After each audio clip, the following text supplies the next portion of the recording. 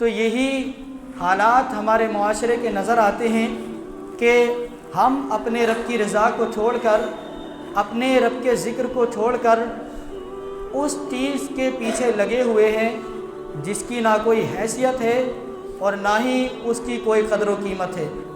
اس دنیا کے پیچھے پڑے ہوئے ہیں، اور اس طرح پڑے ہوئے ہیں کہ اس دنیا کی محبت میں مگن ہو کر، دنیا کے مال و متاع، ساز و سامان، عیش و عشرت میں مگن ہو کر اس طرح ہم پڑ گئے ہیں اس کے پیچھے کہ اپنے رب کو ہی بھلا دیا ہے۔ میرے آقا علیہ صلوٰۃ و تسلیم کے پیارے دیوانوں، جس دنیا کے پیچھے آج ہم اور آپ بھاگ رہے ہیں، یاد رکھیں اس دنیا کی کوئی قدر و قیمت نہیں ہے۔ میرے آقا علیہ صلوٰۃ و تسلیم کی اس حدیث مبارکہ کو اپنے سامنے رکھیں۔ میرے آقا علیہ صلوٰۃ و تسلیم کا گزر ایک مردہ بکری کے پاس سے ہوا۔ اس بکری میں سے بدبو آ رہی تھی۔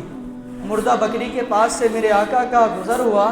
میرے آقا علیہ صلوٰۃ و تسلیم نے ارشاد فرمایا، کیا اس کے مالک کو یہ بکری پسند نہیں؟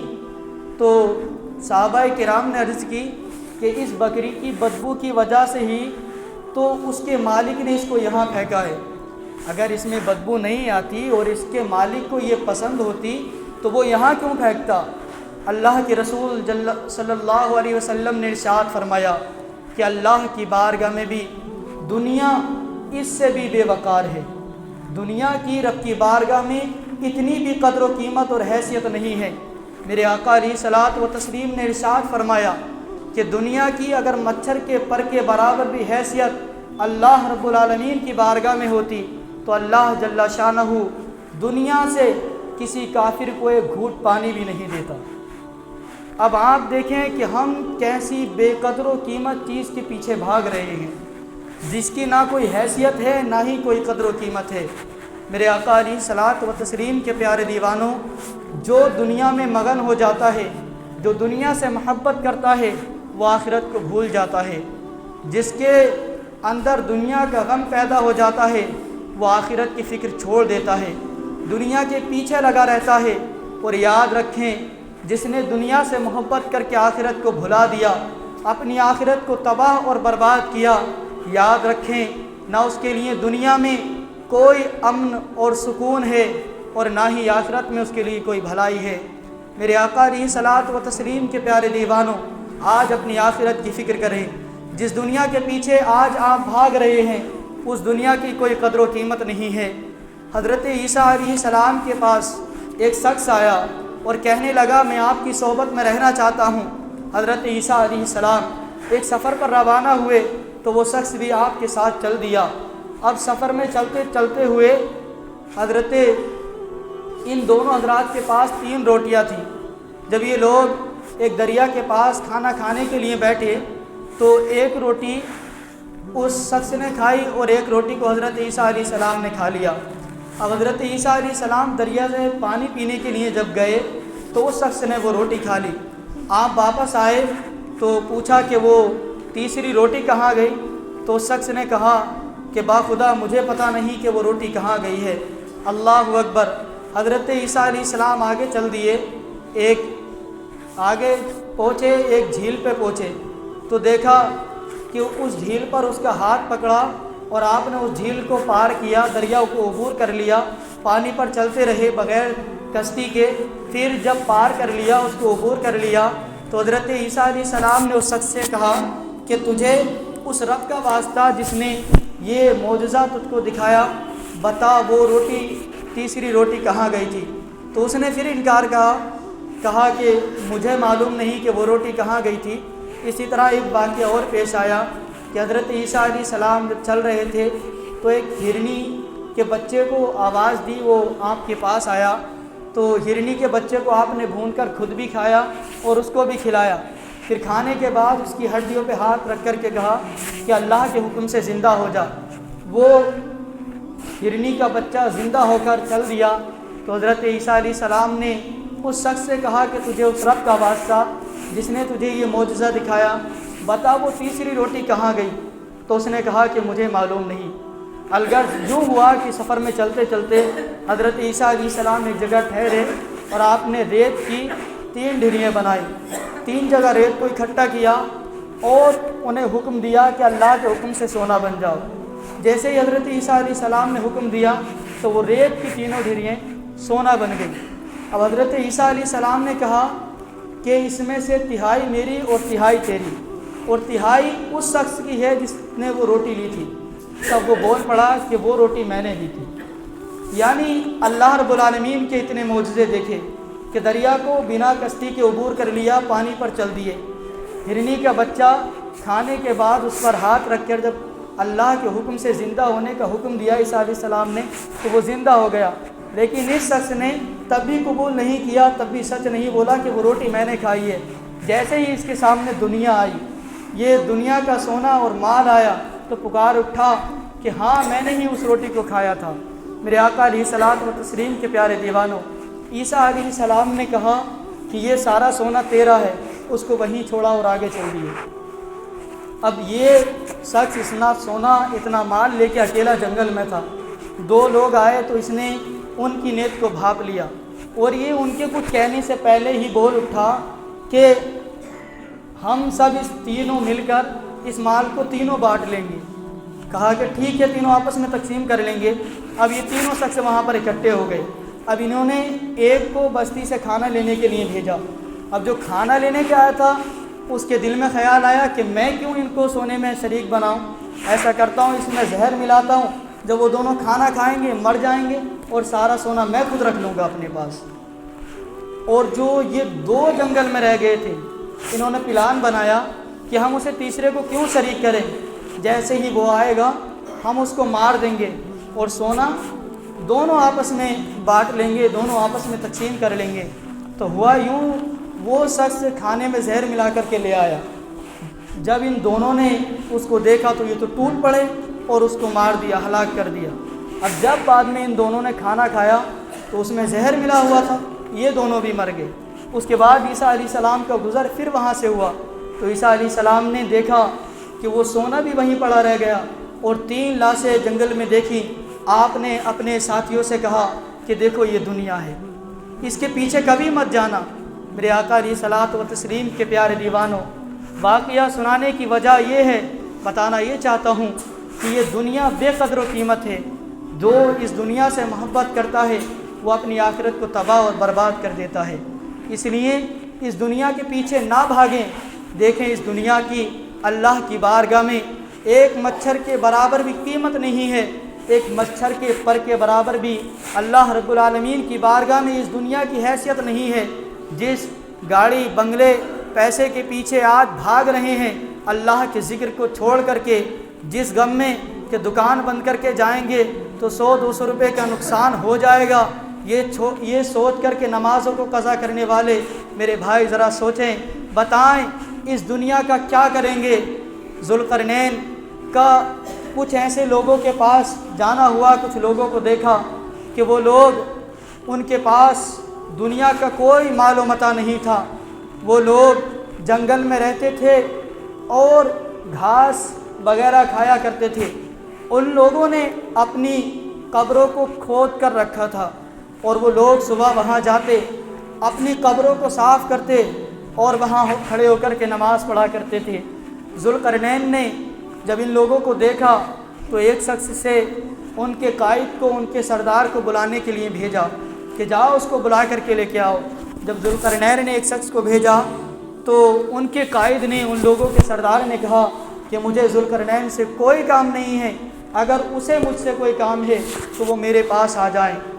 ذوالقرنین خود ان لوگوں کے قائد کے پاس پہنچے اور کہا کہ میں نے ایسی کوئی قوم نہیں دیکھی، ایسی کسی قوم کی حالت نہیں دیکھی جیسی تم لوگوں کی حالت ہے۔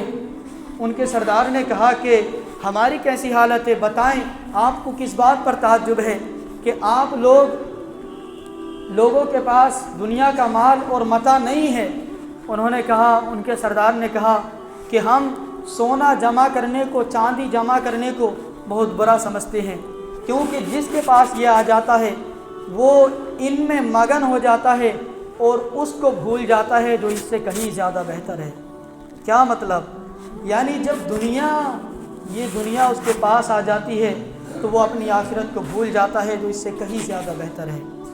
پھر ذوالقرنین نے کہا کہ آپ لوگوں نے یہ قبریں کیوں کھود رکھی ہیں؟ آپ یہاں صبح آتے ہیں، ان کی زیارت کرتے ہیں اور یہاں نماز پڑھتے ہیں۔ تو ان کے قائد نے جواب دیا کہ ہم جب دنیا کی ہمیں فکر ہوتی ہے، دنیا کا مال اور متاع کی خواہش ہوتی ہے، تو یہ قبریں ہمیں ان چیزوں کی حقیقت بتاتی ہیں اور دنیا کی حقیقت ہمارے سامنے رکھتی ہیں کہ ایک دن ہمیں یہاں قبر میں آنا ہے، دنیا سب چھوٹ جائے گی۔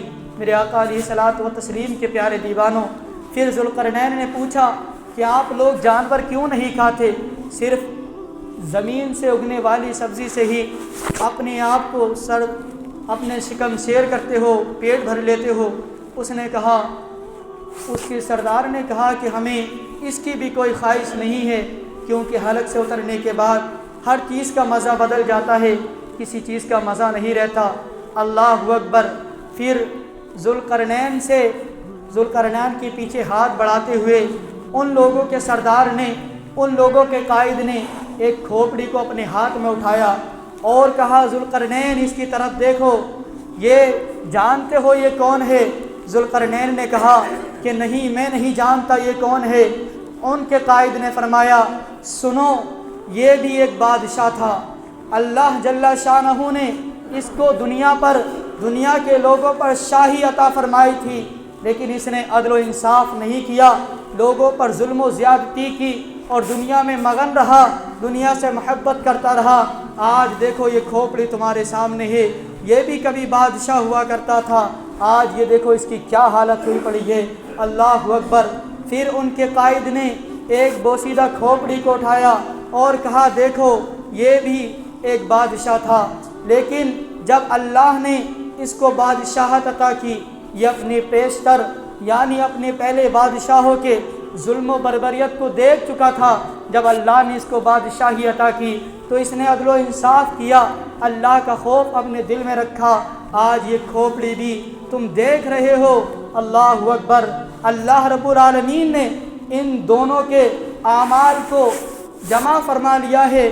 اللہ رب العالمین کی بارگاہ میں ان تمام کے نامہ اعمال کا معلوم ہے اور بروز محشر ان سب کا حساب ہوگا۔ پھر حضرت ان کے سردار نے، ان کے قائد نے ذوالقرنین کی کھوپڑی کی طرف اشارہ کرتے ہوئے کہا، ذوالقرنین یاد رکھنا، یہ کھوپڑی بھی ایک دن اسی طرح ہو جائے گی، تو دیکھ تو اپنے عمل کیسے کرتا ہے، کیا تو اچھے عمل کر رہا ہے یا برے عمل کر رہا ہے؟ میرے آقا علیہ الصلوۃ والتسلیم کے پیارے دیوانوں، اس واقعے سے عرض یہ کرنا چاہتا ہوں، سمجھانا یہ چاہتا ہوں کہ آج یہ جو سر ہمارے تن پر نظر آ رہے ہیں، یہ بھی ایک دن کھوپڑی میں بدلنے والے ہیں۔ آج ہمیں اگر یاد نہیں آتی آخرت کی تو کچھ دیر جا کر کے قبرستان میں بیٹھ کر کے سوچ لیا کریں کہ اس دنیا کی کیا قدر و قیمت ہے اور آج ہم کیا اعمال کر رہے ہیں۔ جا کے قبرستان میں ان لوگوں سے پوچھیں، ان لوگوں کو آواز دیں جو بڑے اکڑ کر چلا کرتے تھے، جو لوگ اپنے آپ کو بڑا شورما سمجھا کرتے تھے اور غریب مظلوم عوام پر ظلم کیا کرتے تھے، جو آپ کو بڑا پہلوان، بڑا طاقتور سمجھا کرتے تھے، ان سے جا کے آواز لگاؤ اور پوچھو، بتاؤ تمہارا کیا حال ہے، تم کیا کر رہے ہو؟ کیا وہ دنیا کا ساز و سامان، کیا وہ دنیا کا مال و متاع، کیا وہ دنیا کی شہرت تمہارے ساتھ گئی ہے؟ یقیناً یہ دنیا کا مال، یہ دنیا کی شہرت، یہ اچھے اور لذیذ کھانے، یہ گاڑیاں اور بلڈنگیں تمہارے ساتھ جانے والی نہیں ہیں۔ اگر تمہارے ساتھ کوئی چیز جائے گی تو وہ تمہارے اعمال تمہارے ساتھ جائیں گے۔ میرے آقا علیہ الصلوۃ والتسلیم کے پیارے دیوانوں، آج اس دنیا کی محبت میں مگن ہو کر کے اپنی آخرت کو تباہ نہ کریں، اپنی آخرت کو برباد نہ کریں۔ یاد رکھیں یہ ساری دنیا یہاں رہ جانے والی ہے، رب کی بارگاہ میں اعمال کا حساب ہوگا، زمین کا وہ حصہ گواہی دے گا جس پر جو بیٹھ کر کے جو عمل آپ نے کیا ہے، آپ کے اعضاء آپ کے خلاف گواہی دیں گے کہ ان سے کیا کیا تھا۔ اس لیے ابھی بھی وقت ہے، اپنے رب کی بارگاہ میں آئیں اور سچی توبہ کریں اور اپنے رب کی بارگاہ میں آ کر کے سربا سجود ہو جائیں۔ جس رب نے یہ نعمتیں عطا کی ہیں، जिस रब ने आपको उरूज अता किया है, जिस रब ने आपको ये तंदुरुस्त और तवाना जिस्म अता किए हैं, याद रखो इन पर मगरूर मत होना, इन चीज़ों पर गुरूर मत करना, क्योंकि जो रब दे सकता है वो ले भी सकता है। आपके ज़वाल को ज़रा वक्त भी नहीं लगेगा। मेरे आका अलैहिस्सलातु व तस्लीम के प्यारे दीवानों, आप जो भी करें वो दुनिया की मोहब्बत के लिए कुछ ना करें, अपने रब की मोहब्बत के लिए करें। अगर किसी से मोहब्बत भी करते हैं, किसी के पास उठते बैठते हैं, तो दुनिया के लिए नहीं, उसकी आखिरत की फ़िक्र करें कि ये सोचें कि जब मैं अपने लिए ये पसंद नहीं करता कि मैं जहन्नम में जाऊं या मैं किसी गुनाह में पड़ूं, तो जो मेरे पास बैठता है, जिससे मेरे ताल्लुकात हैं, वो भी किसी गुनाह की तरफ ना बढ़े। मेरे बीवी बच्चे और अहलो अयाल अजीज़ व अकारिब भी इस तबाही की तरफ ना बढ़ें। अपनी और अपने अहलो अयाल, अपने अजीज़ व अकारिब और अपने दोस्तों की आखिरत की फ़िक्र करें। मेरे आका अलैहिस्सलातु व तस्लीम के प्यारे दीवानों, जिसकी दुनिया अच्छी और जिसने ईमान के साथ ज़िंदगी गुजारी और ईमान पर ख़ातिमा हुआ, यकीनन उसके लिए अल्लाह रब्बुल आलमीन के यहाँ बहुत बड़ा मकाम है। और जो दुनिया की मोहब्बत में मगन रहा, अपने रब के फ़रामीन को भुला दिया, अपने रसूल की नाफरमानी की, तो यकीनन उसकी दुनिया भी तबाह हो गई और उसकी आखिरत भी बर्बाद हो गई। अल्लाह जल्ला शानहू ने कुरान पाक में इरशाद फरमाया कि अपनी जान और अपने अहलो अयाल और घर वालों को उस आग से बचाओ जिसका ईंधन आदमी और पत्थर है। इसलिए उस आग से खुद भी बचें और अपने अहलो अयाल घर वालों को भी बचाएं।